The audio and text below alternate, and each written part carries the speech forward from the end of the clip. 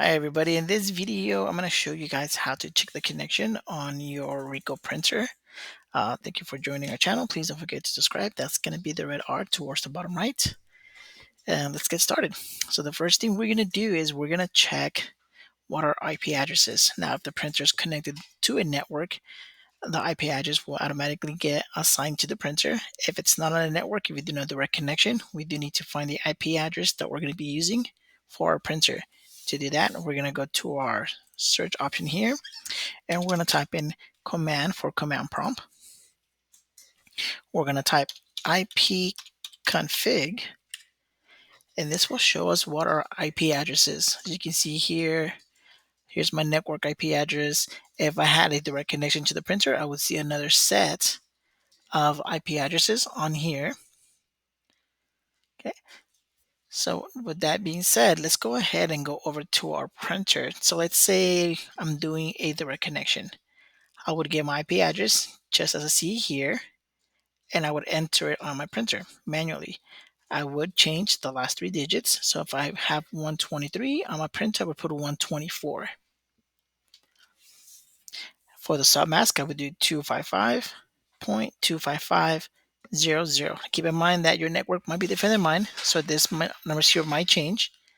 If you are doing a direct connection, remember to type in the IP address exactly as you see it, and you are going to change the last three digits. Again, if it's 123, you would change it to 124, 125. You want to make sure these digits are offset. For the submask, if you're doing a direct connection, it would be 255.255.00. Okay, so let's go over to our printer and we're going to check what our IP address is. On the screen, we're going to go ahead and go to Settings, Options, IP address. If you're going to run a direct connection, which is the printer to the PC, we want to make sure this is disabled, and we're going to enter our IP address manually. If we're running on a network, we need to make sure that it says Enable. Once it's enabled, you're going to hit change, and the printer will automatically apply an IP address. This is the address that we're going to ping. I'm going to show you in a little bit how to do that, and the address that will attach to our software, which in this case is ColorGate. We're going to make sure that the IP address on the printer and the IP address on the software match to get a proper data transfer.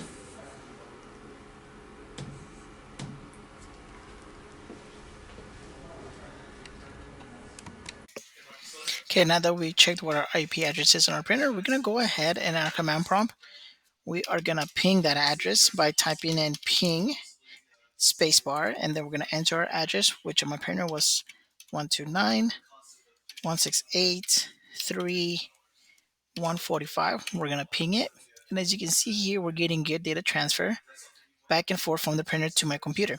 Once we confirm that we have a good connection, we're going to go over to ColorGate and we're going to apply that IP address to our ColorGate software.